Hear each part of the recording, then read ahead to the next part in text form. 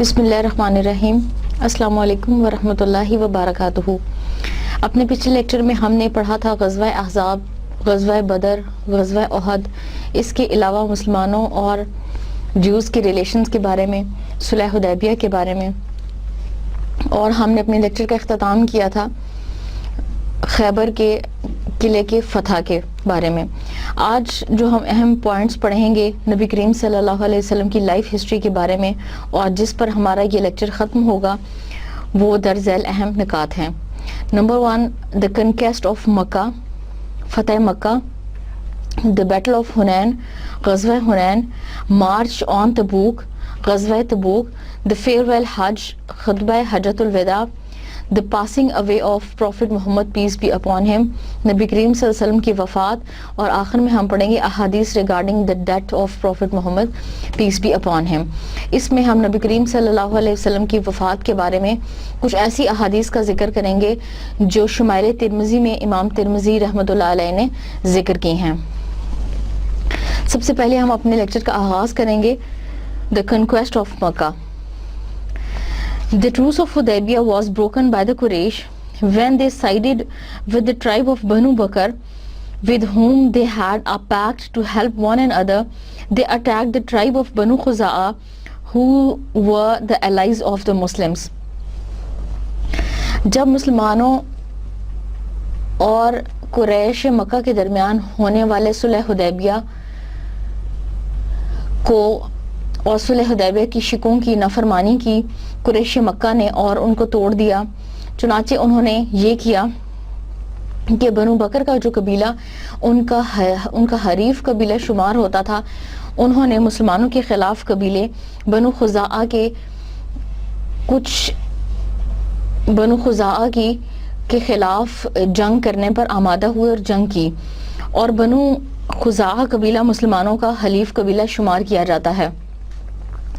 चुनाचे अरब के दस्तूर के मुताबिक अगर कोई कबीला किसी दूसरे कबीले के हलीफ कबीले के खिलाफ जंग करता, अगरचे उसको कुछ ना कहता, तो उसके हलीफ कबीले के खिलाफ जंग भी उसके ज़ाती मुफादात के खिलाफ जंग समझी जाती।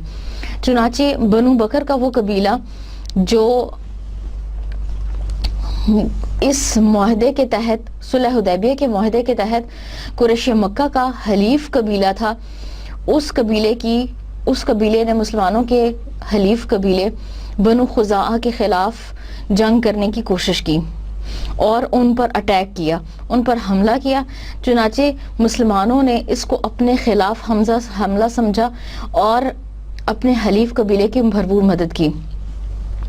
The treaty was no longer affected. Abu Sufyan ibn Harb realized that this and did his best to revive the treaty. Abu Sufiyan ibn herb को जब ये पता चला कि कुरैश मक्का ने उनके इस सुलह हुदैबिया की नाफरमानी की है और उसके शिकों को तोड़ा है, चुनाचे उसे पता चला कि अब अगरचे इसका कोई फ़ायदा नहीं है, उस सुलह नामे का की कोई हैसियत नहीं है जिसको मुसलमानों और उन्होंने साइन किया था। चुनाचे उसने बेहतरीन और भरपूर कोशिश की कि किसी तरीके से मुसलमानों को वो आमादा कर ले और इस मुआहदे को रिवाइव या दोबारा रिवाइज करने की कोशिश करे। But the Muslims had already realised that the कुफार were not to be trusted and the treaty was never revived. लेकिन मुसलमानों को, चूंकि मुसलमान अरब के लोगों से वाकिफ थे और कुरैश मक्का के हालातों अतवार से बहुत अच्छी तरह वाकिफ थे, चुनाचे मुसलमानों ने ये सोचा कि अब ये माहदा कभी भी दोबारा रिवाइव या दोबारा अपनी असली हालत में नहीं आया जा सकता और मुसलमान कभी भी कुरैश मक्का पर एतमाद नहीं कर सकते। And this was a victory of Muslims, this was considered a victory for the Muslims. और मुसलमानों को ये एक तरह से मुसलमानों की फतह समझी गई कि मुसलमान अगरचे कामयाब थे, इसीलिए मुसलमानों से उन्होंने दोबारा सुलहनामा तय करने की कोशिश की, मुसलमानों से दोबारा उन्होंने एक माहदा करने की कोशिश की, अगरचे मुसलमान ये जानते थे कि उनसे माहदा करने का कोई फ़ायदा नहीं है। On hearing the news that the kuffar had broken the truce, Prophet Muhammad peace be upon him prepared to leave for Makkah. اور جیسے ہی نبی کریم صلی اللہ علیہ وسلم کو یہ معلوم ہو گیا کہ صلح نامہ حدیبیہ توڑا جا چکا ہے اور قریش مکہ نے اپنے حلیف قبیلے کی مدد کرتے ہوئے مسلمانوں کے حلیف قبیلے کے خلاف حملہ کیا ہے، چنانچہ مسلمانوں کو پتہ چل گیا کہ انہوں نے اپنا اصول، اپنا ایگریمنٹ توڑ دیا ہے. And every precaution was taken to keep the kuffar unaware of the coming of the Muslim army. چنانچہ مسلمانوں نے انتہائی خاموشی اور رازدارانہ طریقے سے مکہ کی جانب مارچ شروع کیا اور مکہ کی جانب پیش قدمی شروع کی، اور مسلمانوں کی بہترین کوشش تھی کہ اس پیش قدمی سے قریش مکہ کو ناواقف رکھا جائے اور انہیں اس کی کسی قسم کی اطلاع نہ پہنچے. It was the 10th of the Ramadan in the year 8 Hijri that an army of 10,000 Muslims marched towards Makkah. 8 year of Hijra میں 10,000 مسلمانوں نے مکہ کی طرف ہجرت کی. And the Muslims encamped at Ma'ar Zari, a place a few kilometers from Makkah. چنانچہ مسلمانوں نے مارو زری نامی ایک جگہ پر جو مکہ سے تقریباً 5 کلومیٹر فاصلے پر تھی وہاں مسلمانوں نے پڑاؤ کیا. When the shepherds of Makkah returned in the evening, they reported to the Makkans that a huge army was encamped outside Makkah. Abu Sufyan ibn Harb went to investigate who this army was and what were they doing in the valley of Makkah. During his investigation, he met Hazrat Abbas, the uncle of Prophet Muhammad, peace be upon him, who convinced Abu Sufyan ibn Harb to have an audience with Prophet Muhammad, peace be upon him. چنانچہ شام کے وقت میں جب چراواہے اپنی چراگاہوں سے واپس آئے اور انہوں نے ایک بہت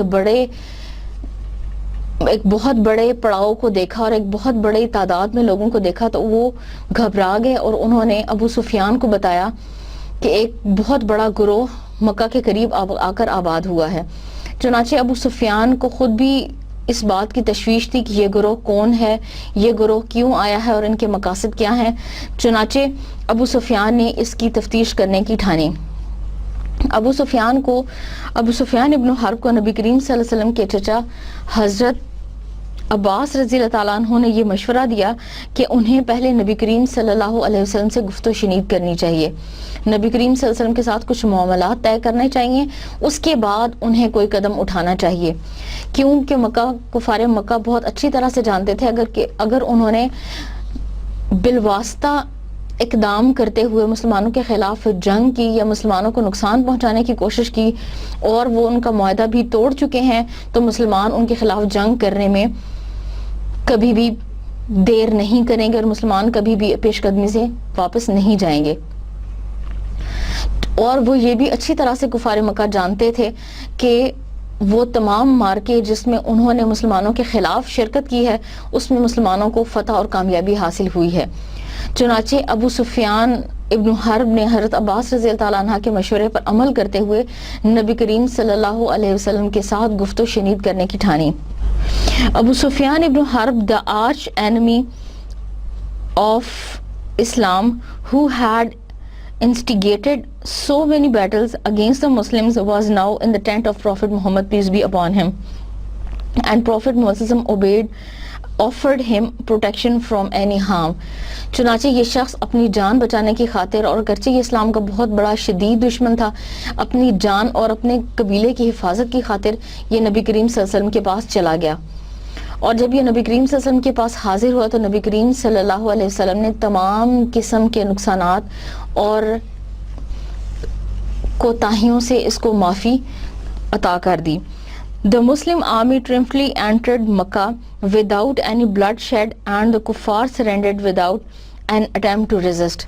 چنانچہ تمام کفار مکہ نے کچھ نے اسلام قبول کر لیا اور کچھ نے اسلام کی فتح اور کامیابی کو مان لیا اور مسلمان بغیر کسی ایک انسان کے خون بہا کے مکہ میں اسلام داخل ہو گیا اور کسی ایک شخص نے بھی مسلمانوں کے خلاف ریزسٹ نہیں کیا. The city of Makkah was now at the mercy of Prophet Muhammad and the Muslims. Everybody was present in the courtyard of Haram, the holy sanctuary of Kaaba. The enemies of Prophet Muhammad, peace be upon him, and Islam were helpless. اور وہ تمام لوگ جو مسلمانوں کے خلاف کبھی جنگ کے بارے میں سوچا کرتے تھے اور مسلمانوں کے خلاف اپنی طاقت اور قوت جمع کرتے تھے، آج وہ بے یار و مددگار تھے. اور تمام مکہ کے رہنے والے لوگ خانہ کعبہ کے میدان میں اور خانہ کعبہ کے سامنے جو خالی جگہ تھی اس پہ جمع ہو چکے تھے تاکہ وہ دیکھیں کہ مسلمان ان کے ساتھ کیا فیصلہ کرتے ہیں. اب یہ تمام علاقہ اور تمام لوگ مسلمانوں کے رحم و کرم پر تھے. Prophet Muhammad, peace be upon him, said, "What do you expect at my hands?" نبی صلی اللہ علیہ وسلم نے فرمایا کہ تم مجھ سے کس چیز کی امید رکھتے ہو. The voices of their hearts rang out. ان کے دلوں کی آوازیں بلند ہوئیں. Kindness and piety. Gracious brother, gracious nephew. They were not disappointed. یہ لوگ مایوس نہیں تھے اور انہوں نے نبی صلی اللہ علیہ وسلم کو فرمایا کہ ہم آپ سے رحم دلانا امید رکھتے ہیں اور ہمیں پتہ ہے کہ آپ ایک بہت نیک بیٹے اور ایک بہت اچھے بھائی اور ایک بہترین نیفیو ہیں، بہترین بھتیجے اور بھانجے ہیں. نبی کریم صلی اللہ علیہ وسلم used the noble words of حضرت یوسف علیہ السلام when he addressed his brothers. چنانچہ نبی کریم صلی اللہ علیہ وسلم نے فرمایا کہ لا تثریب علیکم اليوم، آج تم پر کوئی مواخذہ نہیں ہے. اور نبی کریم صلی اللہ علیہ وسلم نے وہی الفاظ ادا فرمائے جو حضرت یوسف علیہ السلام نے اپنے بھائیوں سے کہے تھے. نبی صلی اللہ علیہ وسلم نے فرمایا have no fear this day, may Allah forgive you and he is the most merciful of those who show mercy. نبی کریم صلی اللہ علیہ وسلم نے فرمایا کہ تمہیں ڈرنے کی ضرورت نہیں ہے، اللہ سے دعا ہے کہ اللہ تعالیٰ تمہارے گناہوں کو معاف کر دے and he is the most merciful of those who show mercy. اور نبی اللہ تعالیٰ ان لوگوں کو جو لوگ رحم کرتے ہیں اللہ تعالیٰ ان کے لیے بہت زیادہ رحم کرنے والا ہے. چنانچہ نبی کریم صلی اللہ علیہ وسلم نے اپنے وعدے اور اپنے اخلاص اور اپنے بہترین عملی کردار کا نمونہ دیتے ہوئے بغیر کسی خون بہا کے مکہ فتح کر لیا. اور وہ تمام لوگ جو آپ صلی اللہ علیہ وسلم کی جان کے دشمن تھے، اسلام کے دشمن تھے اور اسلام کو پھیلانے میں انہوں نے طرح طرح کی رکاوٹیں پیدا کی. نہ صرف رکاوٹیں پیدا کی بلکہ مسلمانوں کو ہجرت پر مجبور کر دیا، مسلمانوں کو ان کے آباء و اجداد سے الگ کر دیا، مسلمانوں کو ان کے گھروں سے بے سر و سامانی کی حالت میں نکال دیا. اور جب نبی کریم صلی اللہ علیہ وسلم نے یہ علاقہ فتح کیا تو نبی کریم صلی اللہ علیہ وسلم نے فرمایا کہ آج تم پر کوئی مواخذہ نہیں ہے. میں بھی تم سے وہی کہوں گا جو حضرت یوسف علیہ السلام نے اپنے بھائیوں سے کہا، چنانچہ میں نے تم لوگوں کو معاف کر دیا ہے اور بے شک اللہ تعالیٰ معاف کرنے والوں کے ساتھ زیادہ رحم دل ہے. اور نبی کریم صلی اللہ علیہ وسلم نے ابو سفیان کے گھر کو حرم قرار دے دیا اور ابو سفیان کے گھر کو امن کی جگہ قرار دے دیا. اور نبی کریم صلی اللہ علیہ وسلم نے فرمایا کہ وہ شخص جو ابو سفیان کے گھر میں داخل ہو جائے گا اس کو امان حاصل ہوگی. چنانچہ بغیر کسی خون بہا کے اور بغیر کسی جد و جہد کے مسلمانوں نے صرف اپنی بہترین کردار اور قیادت کی بنا پر کفار مکہ کو شکست دیتے ہوئے مکہ کا پورا علاقہ فتح کر لیا. Hinda, the wife of Abu Sufyan ibn Harb, who had mutilated the body of Hazrat Hamza, came in the presence of Prophet Muhammad, peace be upon him, covered in a veil. ہندا جو ابو سفیان کی بیوی تھی اور جس نے یہ وعدہ کیا تھا کہ وہ حضرت حمزہ رضی اللہ تعالیٰ عنہ کا کلیجہ کچا چبائے گی، اور غزوہ احد میں اس نے ایسا کیا اور یہ بھی کہا کہ مسلمانوں سے آج ہم نے غزوہ بدر کا بدلہ لے لیا ہے. وہ نبی کریم صلی اللہ علیہ وسلم کے پاس فتح مکہ کے موقع پر ایک چادر میں لپٹی ہوئی آئی. The most bitter enemy was touched with the great and general amnesty, general pardon of Prophet Muhammad, peace be upon him, and accepted Islam. لیکن جب یہ عورت نبی کریم صلی اللہ علیہ وسلم کے پاس آئی اور اس نے نبی صلی اللہ علیہ وسلم کی چچا کی لاش کو بہت بری طرح سے پامال کیا تھا، جب یہ عورت نبی کریم صلی اللہ علیہ وسلم کے پاس آئی تو نبی کریم صلی اللہ علیہ وسلم نے اس کو معاف کر دیا. نبی کریم صلی اللہ علیہ وسلم نے اس کے ساتھ بہت رحم دلانہ سلوک کیا، یہاں تک کہ اس نے اسلام قبول کر لیا. And Prophet Muhammad, peace be upon him, purified the sacred house of Allah subhanahu wa ta'ala, removing all its 360 idols and stones, reciting, truth has come and falsehood vanished, and no more shall falsehood return.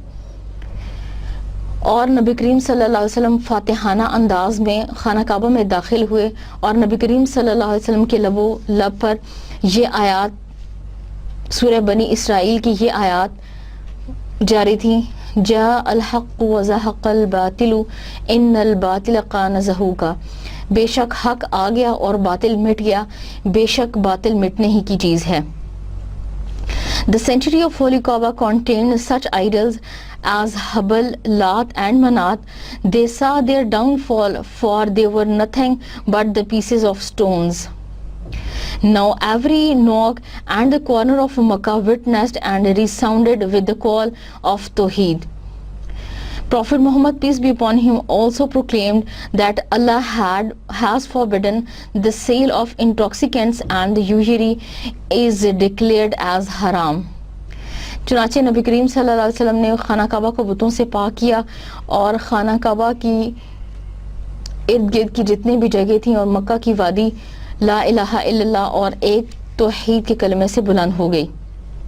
اور نبی کریم صلی اللہ علیہ وسلم نے فرمایا کہ اللہ تعالیٰ نے وہ تمام چیزیں جو نشہ دیتی ہیں اور سود کو اللہ تعالیٰ نے حرام قرار دیا ہے. It was indeed a unique conquest for Islam and triumph of Prophet Muhammad, peace be upon him's unshakable faith in his sacred cause. اور یہ نبی کریم صلی اللہ علیہ وسلم کی ایک بہت بڑی کامیابی شمار کی جاتی ہے، نبی کریم صلی اللہ علیہ وسلم کی ایک بہت بڑی کامیابی سمجھی جاتی ہے کہ وہ بغیر کسی نقصان کے انہوں نے وہ علاقہ جس سے ان کو بہت بے دردی سے نکالا گیا تھا انہوں نے فتح کر لیا. Witness our beloved Nabi, Prophet Muhammad, peace be upon him, now seated on Mount Safa, delivering his sermon to the multitude of people. Contrast this with his flight, stay in the cave of Thor and receiving wounds in the battles. Now his faith is surely Allah is with us, is the secret of his success in life and mission. چنانچہ نبی کریم صلی اللہ علیہ وسلم صفا کے پہاڑ پر چڑھے اور وہاں نبی کریم صلی اللہ علیہ وسلم نے ایک بہت شاندار خطبہ دیا اور یہ مسلمانوں کی فتح اور کامیابی کا راز تھا کہ اللہ تعالیٰ کی مدد ان کے لیے شامل حال تھی. اور مسلمانوں کی اس فتح اور کامیابی کا اگر موازنہ کیا جائے مسلمانوں کی ان تکالیف کے ساتھ جو نبی کریم صلی اللہ علیہ وسلم نے غار ثور میں اور مختلف جنگوں میں برداشت کی تو ہم یہ کہہ سکتے ہیں کہ بے شک اللہ تعالیٰ ان تمام معاملات میں ان کے ساتھ تھا. Prophet Muhammad, peace be upon him, had left Medina for Makkah with the Muslims army on Wednesday 10th Ramadan 8 after Hijrah and entered Makkah on the 20th of Ramadan, and on that very day Makkah was conquered. He remained in Makkah for about 10 to 15 days and thereafter returned to Medina Tayyibah.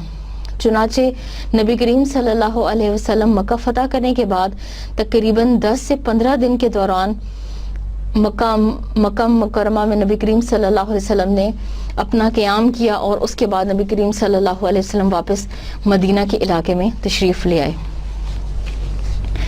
اس کے بعد ہم پڑھیں گے The Battle of Hunain, غزوہ حنین. Makkah had been the nucleus center of religion in Arabia and the capital of Hijaz. When the Islamic flag flew from the top of Kaaba, the whole of Arabia recognized this as the symbol of Islam's truthfulness.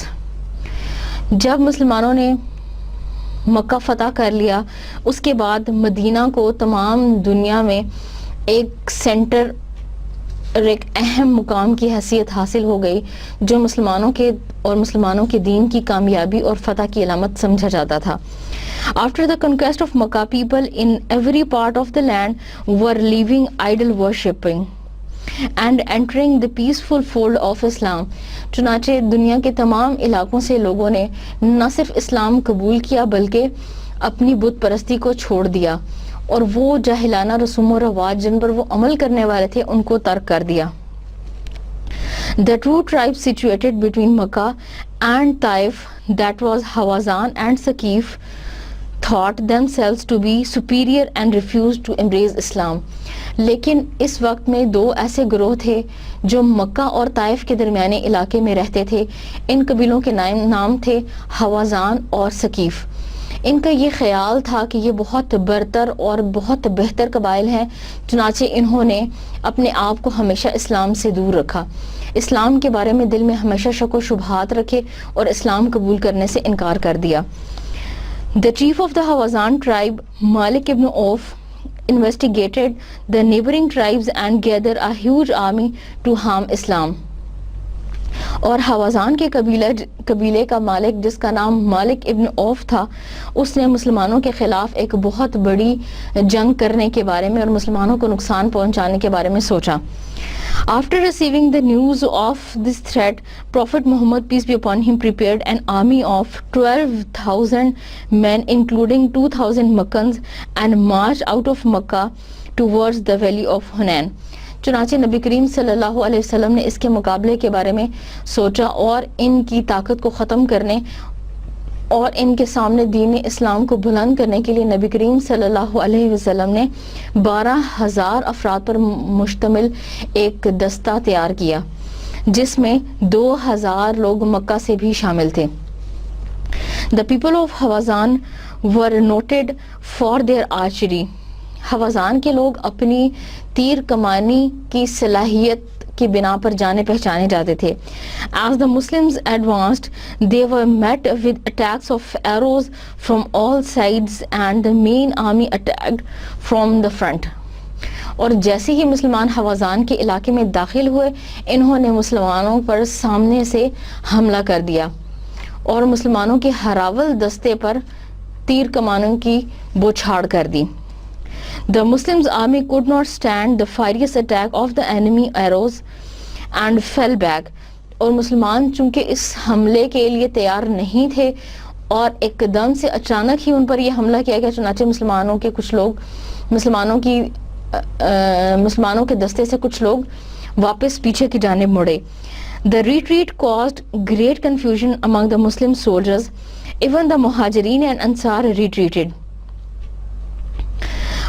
یہاں تک کہ اس مسلمانوں کے واپس ہونے یا واپس پھرنے کی وجہ سے مہاجرین اور انصار کے درمیان بہت بڑی کنفیوژن اور ایک شک و شبہ کی سی کیفیت دوڑ گئی، اور جس کی وجہ سے ایک عجیب سا خوف طاری ہو گیا. Prophet Muhammad, peace be upon him, was left with a small band of Sahaba and they fought back with great courage and determination. اور صرف کچھ صحابہ کی تعداد باقی رہ گئی تھی جو نبی کریم صلی اللہ علیہ وسلم کے گرد موجود تھے. چنانچہ انہوں نے بہادری اور شجاعت کے بہت سے کارنامے دکھائے اور نبی کریم صلی اللہ علیہ وسلم کے گرد موجود رہے. حضرت عباس and the heroes of Islam descended from their camels and heroes and attacked the army with great ferocity. حضرت عباس رضی اللہ تعالیٰ عنہ اور اس کے علاوہ مسلمانوں کے بہت سے جانثار صحابہ نے اپنی شجاعت اور دلیری کے بہت سے کارنامے دکھائے اور بہت حوصلے اور جرأت کے ساتھ ان کے اس حملے کا جواب دیا اور اس کے خلاف ثابت قدمی سے لڑتے رہے. When the standard bearer of the enemy fell dead, all turned and retreated. اور جب ان کے ہراول دستے اور قریبی گروہوں نے اپنا حملہ روک دیا اور ان کے بڑے بڑے حکمرانوں کو مسلمانوں نے قتل کر دیا اور مسلمانوں نے ان کو ختم کر دیا، تو یہ لوگ ہار مان گئے اور واپس شکست خوردہ مسلمانوں کے پاس آ گئے. Taif was inhabited by the Saqif tribe and within 2 years of the Battle of Hunain they voluntarily embraced Islam. Taif کے لوگ اگرچہ حنین کے لوگوں کے مقابلے میں زیادہ جرأت مند اور حوصلہ افزا نہیں تھے، چنانچہ انہوں نے مسلمانوں کے خلاف جنگ میں حصہ نہیں لیا اور یہی وجہ تھی کہ جنگ حنین کے 2 سال کے بعد طائف کے تمام علاقے کے لوگوں نے خود ہی رضاکارانہ طور پر اپنی پسند اور مرضی کے ساتھ اسلام کو قبول کر لیا. چنانچہ حوازان، ثقیف کے قبیلے اور حنین کے ساتھ ساتھ طائف کا بھی علاقہ مسلمانوں کی ٹیریٹری میں، مسلمانوں کے علاقے میں شامل ہو گیا اور انہوں نے بھی اسلام قبول کر لیا. اس کے بعد ہم پڑھیں گے مارچ آن تبوک، غزوہ تبوک. In the early days of Hijrah, Syria and Egypt were territories governed by the Roman Emperor. And the rising of a new power of Islam made the Romans jealous and uneasy. In a short time, the rapid growth of Islam reached the borders of Syria. The Romans claimed Islam as a danger, so decided that a consolidated attack on Arabia was necessary. The merchants coming from Syria brought news that a large army was ready to attack Medina.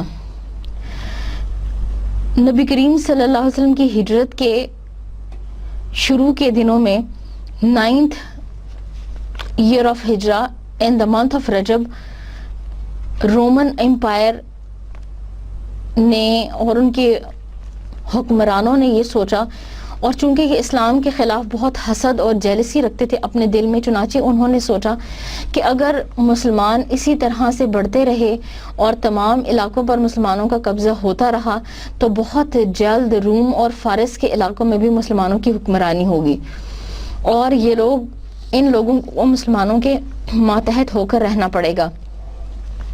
چنانچہ انہوں نے مسلمانوں کے خلاف ایک بہت بڑا لشکر تیار کیا اور مسلمانوں کے خلاف ایک بہت بڑی جنگ کرنے کے بارے میں سوچا تاکہ مسلمانوں کی اس بڑھتی ہوئے طاقت کو روکا جا سکے اور مسلمانوں کے ان بڑھتے ہوئے حملوں اور مسلمانوں کی بڑھتی ہوئی طاقت کو پسپا کیا جا سکے.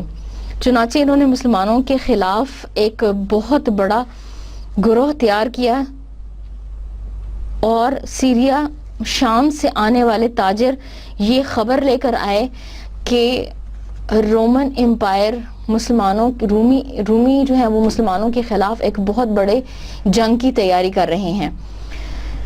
Prophet Muhammad, peace be upon him, called all the tribes, heroes, fighters and zealous followers of Islam to defend the faith and their motherland against foreign invasion. چنانچہ نبی کریم صلی اللہ علیہ وسلم نے تمام مسلمانوں کے قبائل، تمام وہ لوگ جو اسلام کی خاطر لڑنا چاہتے تھے اور تمام مشہور اور ہیرو لوگ جنہوں نے اسلام کے لیے بہت بڑی کامیابیاں حاصل کی اور اسلام کے لیے دن رات صرف کیے، نبی کریم صلی اللہ علیہ وسلم نے ان کو جمع کیا اور نبی کریم صلی اللہ علیہ وسلم نے ارشاد فرمایا کہ آج اپنے مدر لینڈ یا وہ علاقہ جو ہمارا آباء و اجداد کا علاقہ ہے اس کو باہر کی حملے سے اور ان کو باہر کے حملہ آوروں سے بچانے کا وقت آ گیا ہے. چنانچہ اس جنگ میں حضرت عثمان رضی اللہ تعالیٰ عنہ نے 3000 اونٹ اور 10,000 دینار اپنے گھر سے دیے اور اپنی ذات کے خرچ میں سے دیے، اور نبی کریم صلی اللہ علیہ وسلم نے 30,000 مجاہدین پر مشتمل ایک بڑا گروہ بنایا جس میں 10,000 کیولری یعنی گھوڑ سوار شامل تھے. The army set out on Thursday in the month of Rajab, 9th after Hijrah, to encounter a well-armed, well-disciplined Roman army. چنانچہ 30,000 افراد پر مشتمل ایک بہت بڑا لشکر تشکیل دیا گیا جس کا مقابلہ ایک رومن امپائر سے کرنے جا رہے تھے مسلمان، اور یہ رومی اپنی جنگی صلاحیتوں کے باعث بہت زیادہ جانے اور پہچانے جاتے تھے. They were very well disciplined and well equipped persons. The Muslims army encamped at a place called Tabuk for 20 days. چنانچہ مسلمانوں نے تبوک کے علاقے کے پاس جہاں یہ جنگ لڑی گئی 20 دن کے لیے قیام اختیار کیا. When the Roman army saw the great force, their spirits damped and they gave up their intention of invasion or war. اور جب انہوں نے مسلمانوں کے اس جوش و خروش سے بھرے ہوئے 30,000 کے افراد پر مشتمل لشکر کو دیکھا تو ان کا حوصلہ اور ان کی ہمت پسپا ہو گئی. چنانچہ انہوں نے مسلمانوں کے خلاف جنگ یا مسلمانوں پر حملہ کرنے کا ارادہ ترک کر دیا. Witnessing the life, piety and the devotion to Allah, the Christians were greatly impressed. اور رومی لوگ جو نصارہ کے مذہب سے تعلق رکھتے تھے اور عیسائی کہلاتے تھے، نبی کریم صلی اللہ علیہ وسلم کے اخلاق، ان کے کردار اور نبی کریم صلی اللہ علیہ وسلم کی رحم دلانہ صفات سے بہت متاثر ہوئے. So the Prophet Muhammad, peace be upon him, concluded many peaceful agreements with certain Christian tribes and returned to Medina. چنانچہ روم میں آباد لوگوں کے ساتھ نبی کریم صلی اللہ علیہ وسلم نے مختلف قسم کے معاہدے کیے اور آپ صلی اللہ علیہ وسلم بغیر کسی جنگ کے واپس آ گئے. The expedition of Tabuk ended the warfare and tribe after tribe began to embrace Islam. اور جیسے ہی مسلمانوں نے ان کے ساتھ مختلف قسم کے معاہدے طے کیے تو ان لوگوں نے بہت زیادہ جاں فشانی سے نہ صرف اسلام قبول کیا بلکہ اسلام پر اچھے معنوں میں عمل کرنے والے بن گئے. Within 2 years the whole of Arabia and was united under the banner of Islam, and the cry of Allahu Akbar resounded from all the sides. اور یہی وجہ ہے کہ 2 سال کے اندر تمام عرب کے علاقے اور تمام عرب کے لوگ نہ صرف اسلام قبول کر چکے تھے بلکہ لا الہ الا اللہ اور اللہ اکبر کی صدائیں تمام اطراف سے بلند ہوتی تھیں. جب تبوک کا علاقہ فتح ہوا تو تبوک کے علاقے کے فتح ہونے سے پہلے حوازان اور ثقیف، اس کے علاوہ خیبر کے علاوہ روم اور فارس اور مدینہ، مکہ اور یہ تمام الطائف، یہ تمام علاقے مسلمانوں کے زیر پرستی آ چکے تھے اور مسلمانوں کا دین ان تمام علاقوں پر غالب آ چکا تھا. اس کے بعد ہم پڑھیں گے دا فیئرویل حج، حجۃ الوداع. نبی کریم صلی اللہ علیہ وسلم نے اپنی زندگی میں صرف ایک ہی حج ادا کیا. عمرے تو نبی کریم صلی اللہ علیہ وسلم نے 2 یا 3 ادا کیے، لیکن حج نبی کریم صلی اللہ علیہ وسلم نے اپنی زندگی میں صرف ایک ہی مرتبہ ادا کیا، اور یہ اس کا خطبہ حجۃ الوداع کے نام سے مشہور ہے. The land of Arabia had seen many wars and killing for centuries. In the year 10th after Hijrah, most of the Arabia had embraced Islam. There were no idol worshipping. In the month of Zilqa'dah, 10th after Hijrah, Prophet Muhammad, peace be upon him, accompanied with 1,24,000 companions and left Medina for Makkah to perform the Hajj. چنانچہ کچھ ہی عرصہ میں عرب کے تمام علاقوں میں جب اسلام پھیل گیا اور لوگوں نے اپنی پسند سے اسلام قبول کر لیا تو نبی کریم صلی اللہ علیہ وسلم کو دلی طور پر بہت خوشی ہوئی. آپ صلی اللہ علیہ وسلم کو بہت اطمینان اور سکون محسوس ہوا، کیونکہ عرب کی زمین پر صدیوں سے خون بہا کا سسٹم، خون بہا کا نظام جاری تھا اور لوگ خدا کو چھوڑ کر بتوں کی پوجا میں مبتلا تھے. چنانچہ جب تمام علاقے نے اسلام قبول کر لیا، اس کے بعد 10 ذی الحج کو نبی کریم صلی اللہ علیہ وسلم نے اپنے 1 لاکھ اور تقریباً 24,000 صحابہ کے ساتھ حج کا ارادہ کیا. On the 5th of Zilhajj, the Muslims entered Makkah and performed Umrah, and on the 8th of Zilhajj, Prophet Muhammad, peace be upon him, camped at Mina with the Sahaba. Riding on his camel Quswa, Prophet Muhammad, peace be upon him, proceeded to the plains of Arafat, some 10 kilometers from Mina.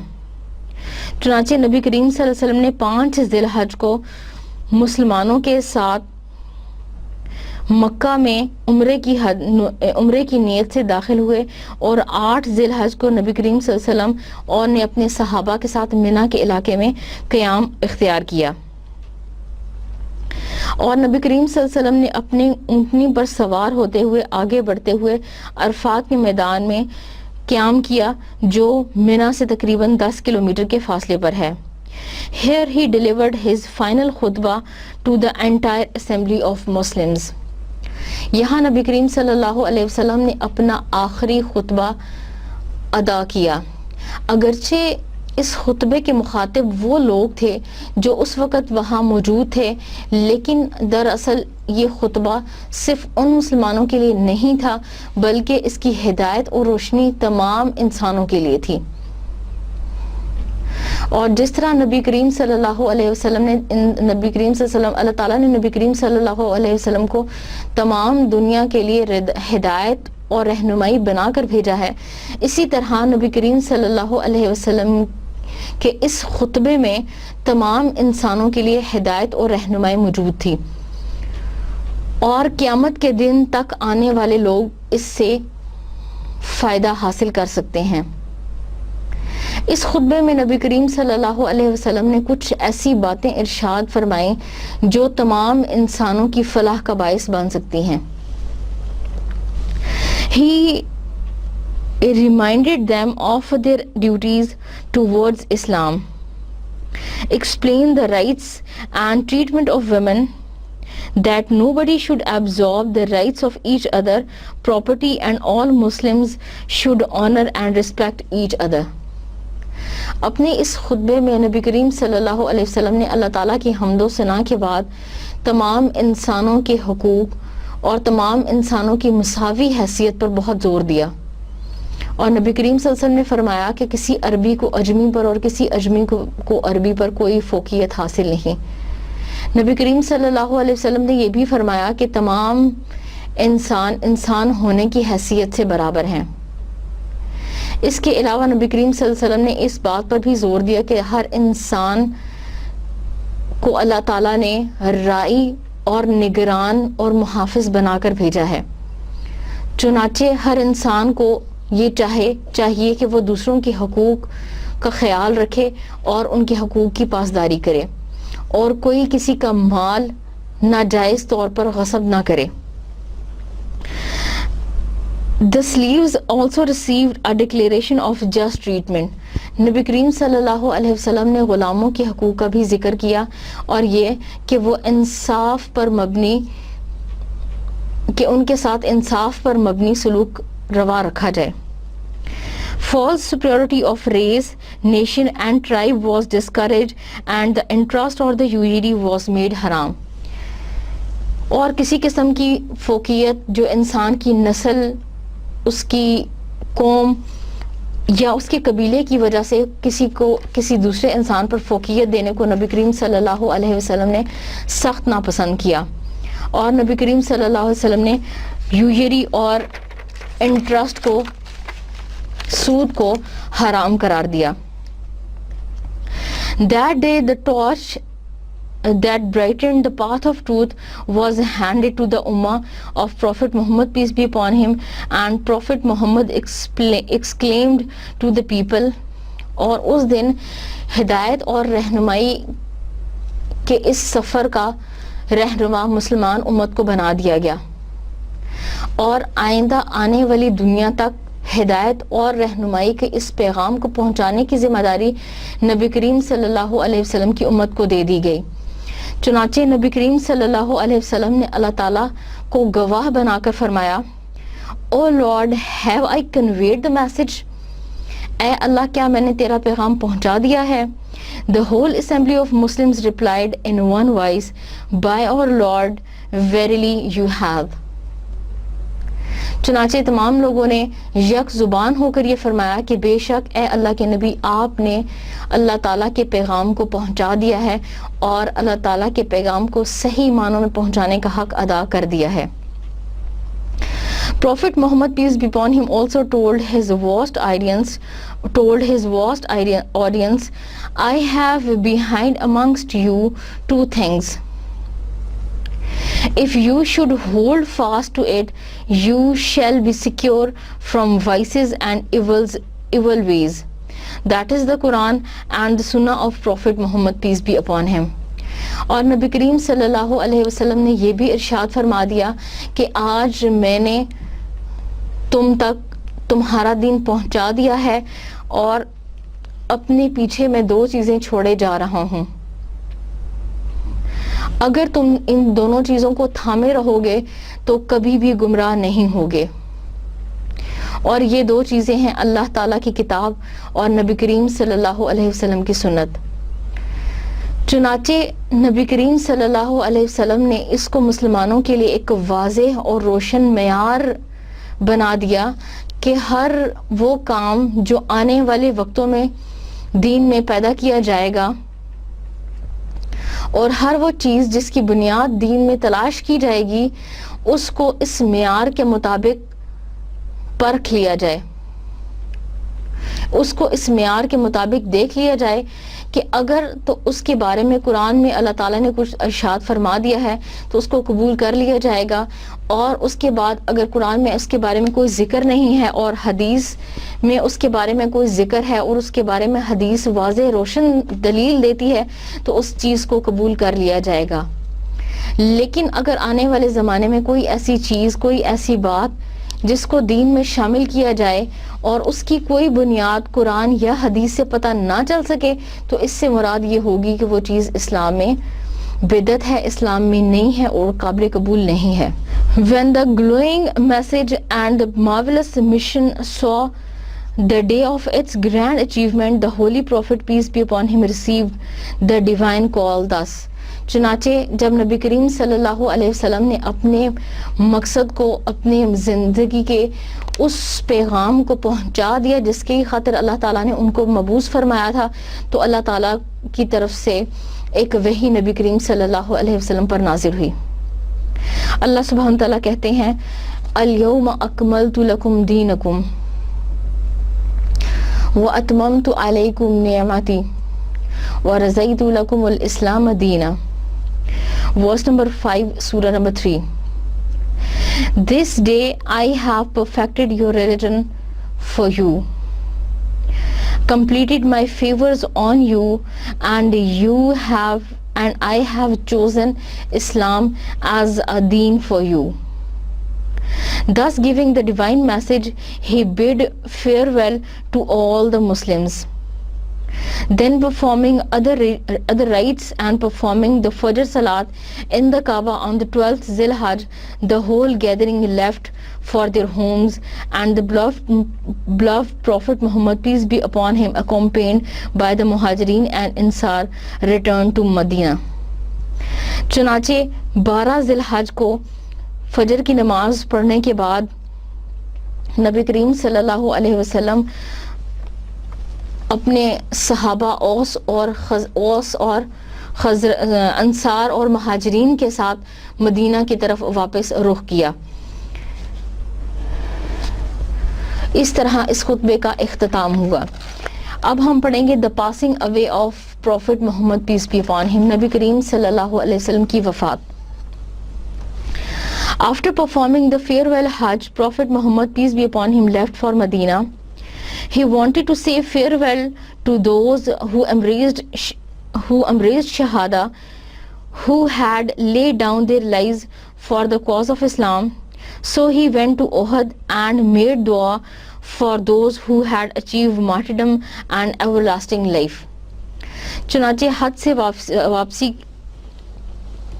واپسی پر نبی کریم صلی اللہ علیہ وسلم جب مدینہ کے لیے نکلے تو نبی کریم صلی اللہ علیہ وسلم نے میں نے راستے میں ان لوگوں کے لیے دعا کے بارے میں سوچا جو جنگ احد میں یا دوسری مارکوں میں وفات اور شہادت کا درجہ نوش فرما چکے تھے. چنانچہ نبی کریم صلی اللہ علیہ وسلم ان کے لیے دعا کرنے کی غرض سے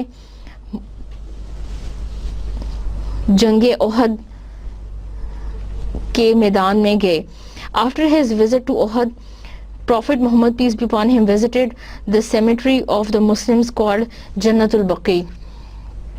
اور احد سے واپسی کے بعد نبی کریم صلی اللہ علیہ وسلم جنت البقیع میں گئے and in Medina and made dua for the departed souls. چنانچہ وہ لوگ جو وفات پا چکے تھے نبی کریم صلی اللہ علیہ وسلم نے جنت البقیع میں جا کر ان کے لیے بھی دعا کی. In the month of Muharram, 11th after Hijrah, he fell ill with fever which became worse from day to day. چنانچہ وہاں سے واپسی کے بعد نبی کریم صلی اللہ علیہ وسلم 11 ہجری کو بیمار ہو گئے اور نبی کریم صلی اللہ علیہ وسلم کو بخار کی شکایت ہوئی جو دن بدن بڑھتی گئی.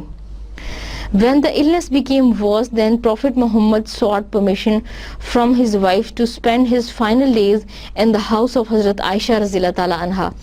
چنانچہ چونکہ نبی کریم صلی اللہ علیہ وسلم تمام لوگوں کے حقوق کا بہت خیال رکھتے تھے اور اپنی بیویوں کی ازواج مطہرات کے حقوق کا بھی بہت خیال رکھتے تھے، چنانچہ آپ نے تمام ازواج سے مشورہ کرنے کے بعد اور ان سے اجازت طلب کرنے کے بعد حضرت عائشہ رضی اللہ تعالیٰ عنہ کے حجرے میں سکونت اختیار کی. The last salat that he could lead in Jamaat was the Maghrib salat, and when his health failed him, he directed, let Abu Bakr lead the prayer. چنانچہ جب آپ صلی اللہ علیہ وسلم کی حالت اس قدر خراب ہو گئی کہ آپ مسلمانوں کی نمائندگی نہیں کر سکتے تھے، آپ نے حضرت ابو بکر صدیق رضی اللہ تعالیٰ عنہ کو حکم دیا کہ وہ مسلمانوں کو نماز پڑھائیں. Prophet Muhammad's house was adjoining Masjid Nabi, and from his house he saw the Muslims engaged in Salat. This pleased the Prophet Muhammad, peace be upon him, very much.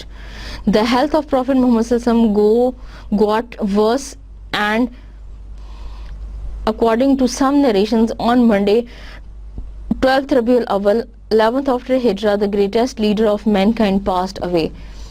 چنانچہ جب نبی کریم صلی اللہ علیہ وسلم کی حالت بہت زیادہ بگڑ گئی اور بہت زیادہ خراب ہو گئی تو نبی کریم صلی اللہ علیہ وسلم اس جہان فانی سے رخصت ہو گئے، اور کچھ روایات کے مطابق نبی کریم صلی اللہ علیہ وسلم نے 12 ربیع الاول کو وفات پائی، جبکہ ان کی وفات کے بارے میں تھوڑا سا اختلاف پایا جاتا ہے.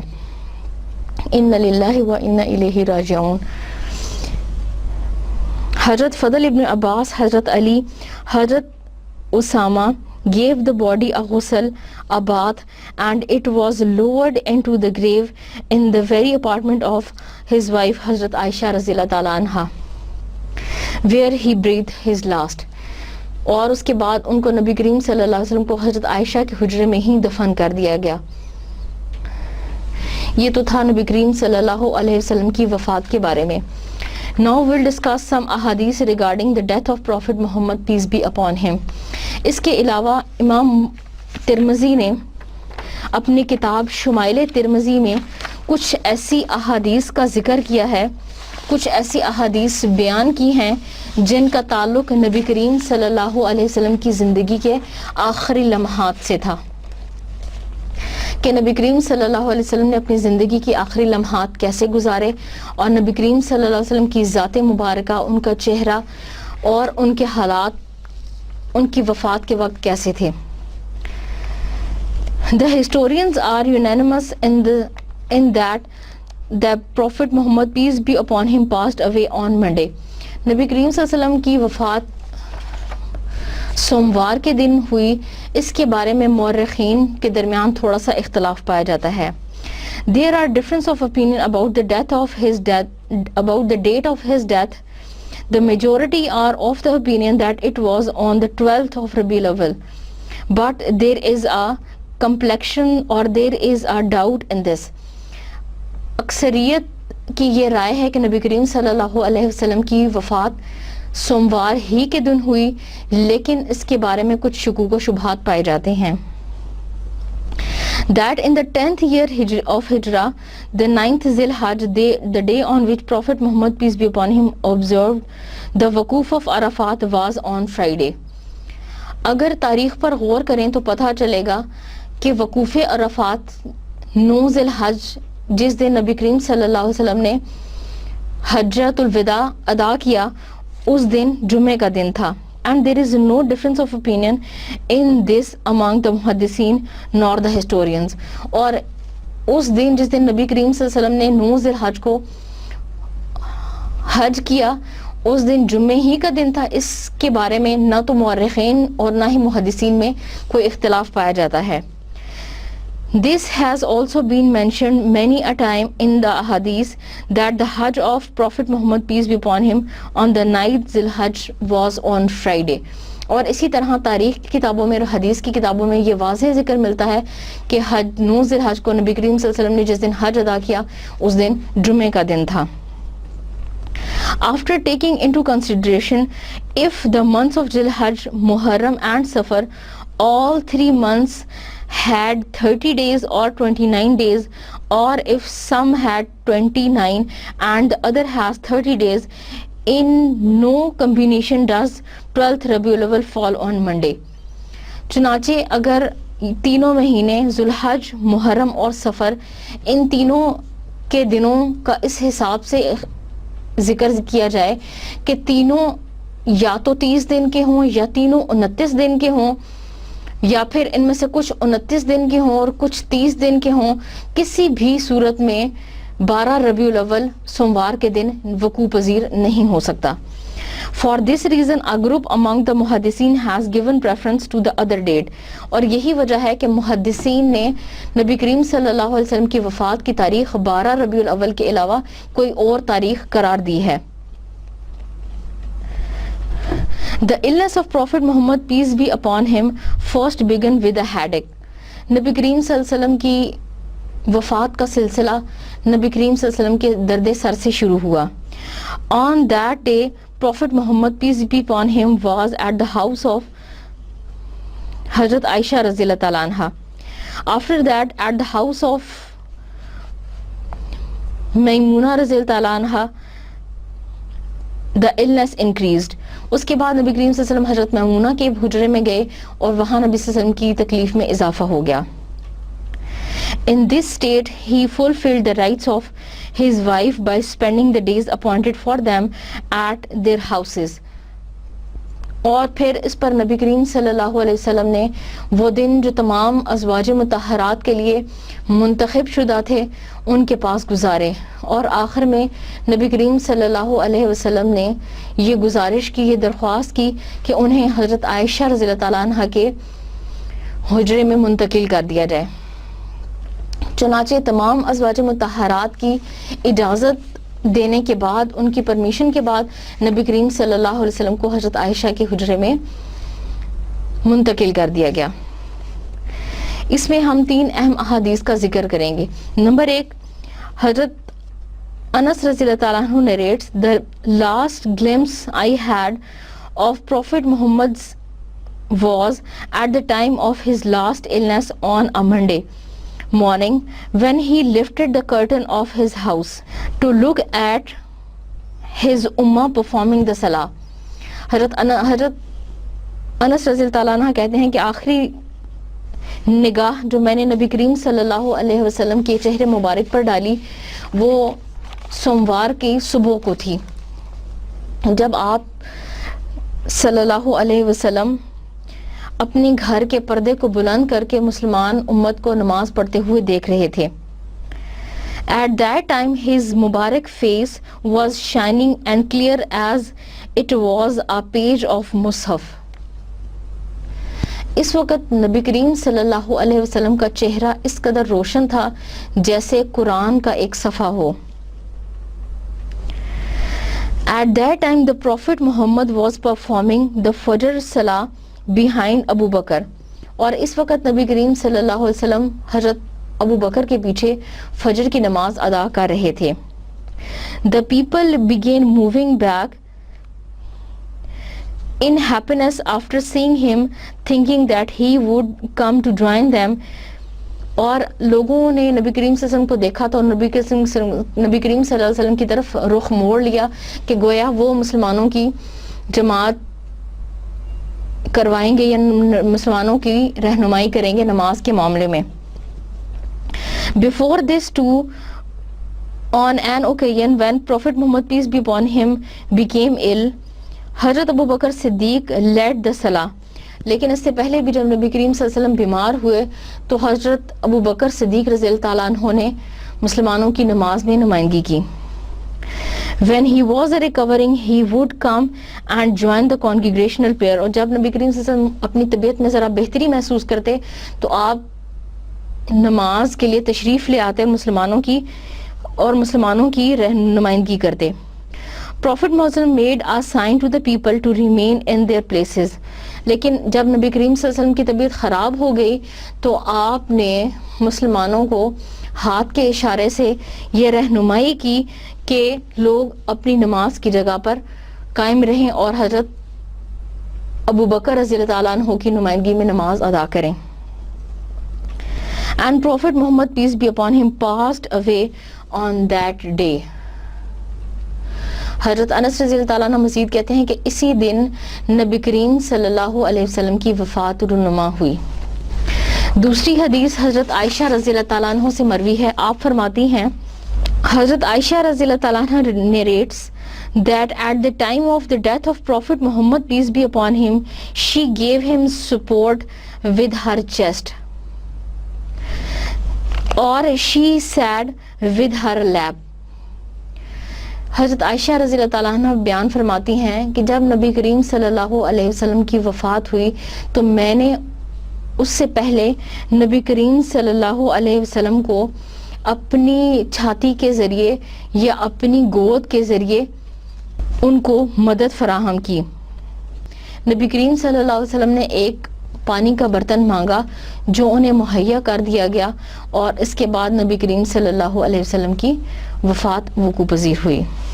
تیسری حدیث قاسم بن محمد رضی اللہ تعالیٰ عنہ reports that حضرت عائشہ رضی اللہ تعالیٰ عنہ reports I had seen Prophet Muhammad at the time of his death. A cup of water was near him. He was putting his hands in the cup and wiping his face with it. کہ نبی کریم صلی اللہ علیہ وسلم حضرت عائشہ فرماتی ہیں کہ نبی کریم صلی اللہ علیہ وسلم کی وفات کے وقت ان کے پاس ان کے ہاتھ کے پاس ایک پانی کا برتن مہیا کر دیا گیا تھا. نبی کریم صلی اللہ علیہ وسلم اپنا ہاتھ اس میں ڈالتے اور اپنے چہرے پر مل لیتے. At the time of intense heat and unrest, it calms one. حضرت عائشہ رضی اللہ عنہ مزید کہتی ہیں کہ تکلیف اور بے آرامی کے موقع پر یہ چیز انسان کو آرام اور سکون مہیا کرتی ہے. Then he was reciting, "Oh Allah, help me in the difficulties of death." اس کے بعد وہ فرماتے ہیں کہ نبی کریم صلی اللہ علیہ وسلم اللہ تعالیٰ سے دعا کرتے کہ اے اللہ موت کی مشکلات میں میری مدد فرما. حدیث نمبر 4 حضرت عائشہ رضی اللہ تعالیٰ عنہ narrates after witnessing the difficulties experienced by the Prophet Muhammad peace be upon him, I do not doubt that anyone does not experience difficulties at the time of death. حضرت عائشہ رضی اللہ تعالیٰ عنہ فرماتی ہیں کہ نبی کریم صلی اللہ علیہ وسلم کی وفات کے موقع پر میں نے موت کی سختی اور موت کی تکلیف کو دیکھا اور اس کو دیکھنے کے بعد میں اس بات میں شک و شبہ نہیں کر سکتی کہ مرنے کے وقت انسان کس خوفناک یا مشکل حالت سے دوچار ہوتا ہے. حدیث نمبر 5 حضرت عائشہ رضی اللہ عنہ narrates after the death of Prophet Muhammad peace be upon him, a disagreement arose between Sahaba regarding the burial. نبی کریم صلی اللہ علیہ وسلم کی وفات کے بعد نبی کریم صلی اللہ علیہ وسلم کو دفنانے کے معاملے میں صحابہ کے درمیان کچھ اختلاف ہوا. Some preferred the Masjid Nabi, some because of Prophet Muhammad peace be upon him attachment to the Sahaba said that the Jannatul Baqi, and some says that next to his grandfather Hazrat Ibrahim alayhi salam, and some says to Makkah. نبی کریم صلی اللہ علیہ وسلم کی وفات کے بعد صحابہ نے میں سے کچھ نے کہا کہ نبی کریم صلی اللہ علیہ وسلم کو جنت البقیع میں دفنایا جائے, کچھ نے کہا کہ مکہ مکرمہ جو ان کی آبائی جگہ تھی وہاں دفنایا جائے, اور کچھ نے یہ کہا کہ نبی کریم صلی اللہ علیہ وسلم کو حضرت ابراہیم علیہ السلام کی قبر کے قریب دفنایا جائے. ابو بکر رضی اللہ تعالیٰ عنہ thereupon said, اس موقع پر حضرت ابو بکر صدیق رضی اللہ تعالیٰ عنہ نے فرمایا, I heard something from Prophet Muhammad peace be upon him which I did not forget. میں نے نبی کریم صلی اللہ علیہ وسلم سے ایسی بات سنی ہے جس کو میں کبھی نہیں بھول سکتا. The death of the Anbiya occurs in the very place where burial is desired, کہ انبیاء کی موت ہمیشہ اس جگہ پر ہوتی ہے جہاں پر ان کو دفنایا جانا ہو، یا ان کے دفنائے جانے کی جگہ پر ہی انبیاء کی وفات اللہ کے اذن کے مطابق ہوتی ہے. Hence bury Prophet Muhammad peace be upon him at the place of his death bed. چنانچہ نبی کریم صلی اللہ علیہ وسلم نے جہاں وفات فرمائی ہے وہیں پر ان کو دفنایا جائے. چنانچہ نبی کریم صلی اللہ علیہ وسلم کو حضرت عائشہ رضی اللہ تعالی عنہا کے حجرہ میں دفن کر دیا گیا. یہ تو تھا نبی کریم صلی اللہ علیہ وسلم کی ڈیتھ کے بارے میں. نبی کریم صلی اللہ علیہ وسلم کی لائف ہسٹری کے بارے میں ہم نے مختلف عنوانات کو پڑھا، جس میں نبی کریم صلی اللہ علیہ وسلم کی برتھ، ان کے چائلڈہڈ، مین ہوڈ، اس کے بعد نبی کریم صلی اللہ علیہ وسلم کی ینگ ایج، اور نبی صلی اللہ علیہ وسلم کی میرج، پروفٹ ہوڈ، پریچنگ. اس کے بعد ہم نے نبی کریم صلی اللہ علیہ وسلم کے مختلف بیٹلز کے بارے میں پڑھا، اور اس کا سلسلہ آج نبی کریم صلی اللہ علیہ وسلم کی ڈیتھ پر آ کر ختم ہو گیا. یہ تو تھا ہمارا آج کا سبق. انشاءاللہ نئی کلاس میں نئی سبق کے ساتھ آئیں گے. السلام علیکم ورحمۃ اللہ وبرکاتہ. اللہ حافظ.